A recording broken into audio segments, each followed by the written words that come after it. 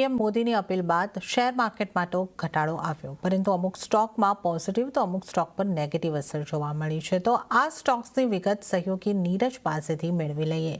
Neeraj, PM મોદીની appeal બાદ related sector અને સ્ટોકમાં કેવું રિએક્શન રહ્યું?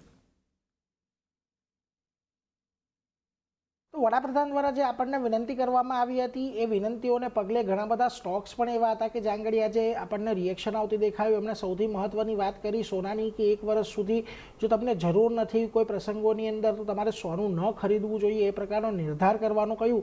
અને એને લઈને આજે જુઓ તમને જે જ્વેલરી સ્ટોક્સ છે, ખાસ કરીને કલ્યાણ જ્વેલર્સ, ટાઇટન, સેન્કો, પીએન ગાડગીલ, આ બધાની અંદર એક મોટો ઘટાડો આવતો દેખાયો. ને ક્યાંક ક્યાંક ઘટાડો તો આપણને 9% સુધીનો પણ એક્સટેન્ડ થતો દેખાયો છે. આ ઉપરાંત જ્યારે વિદેશી યાત્રાઓ ટાળવાની વાત કરી ત્યારે તમને આજના દિવસે ખાસ કરીને ઇન્ડિગોની અંદર એક મોટો ઘટાડો આવતો દેખાયો. ઇક્સિગો, યાત્રા ઓનલાઈન જેવી કંપનીઓ છે ત્યાં પણ એક ઘટાડા તરફી કારોબાર રહ્યો. ને ટીબીઓ ટેકની અંદર પણ આપણને એક ઘટાડા તરફી કારોબાર જોવા મળ્યો છે.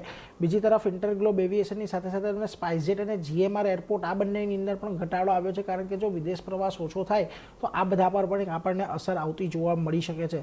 બીજી તરફ એમણે જે ઈવી તરફ એટલે કે ઇલેક્ટ્રિક વ્હીકલ તરફ વળવાની વાત કરી તો એને લઈને તમને જેબીએમ ઓટો, ઓલા ઇલેક્ટ્રિક અને ઇથર એનર્જી જેવા સ્ટોકની અંદર આજના દિવસે પોઝિટિવ રહેતા જોવા મળ્યા છે. બહુ મોટી તેજી નથી આવી, પરંતુ સારી એવી ખરીદદારી અહીંયા પણ તમને જોવા મળી છે. અને જેબીએમની ઘણી બધી બસો છે જે આપણે રસ્તા ઉપર દોડતી જોતા હોશું, ઇલેક્ટ્રોનિક ગ્રીનની બસો છે કે જે રસ્તા પર દોડતી જોઈતા હોશું, એને લઈને આજે અહીંયા તેજી છે. બીજી તરફ આઈઓસી, બીપીસીએલ, એચપીસીએલની અંદર પણ આજે તમને થોડુંક રિએક્શન નેગેટિવ આવતું જોવા મળ્યું. જે ફ્યુઅલ બચાવવાની વિનંતી વડાપ્રધાન મોદીએ કરી છે એને લઈને. એટલે આ બધા એવા સેક્ટર્સ રહ્યા કે જ્યાં આગળ આજે આપણને વડાપ્રધાન મોદીની જે વિનંતી કરવામાં આવી તેની અસર આવતી દેખાય છે. જી નીરજ, આ સમગ્ર અપડેટ આપવા બદલ આપનો આભાર. અને ત્યારે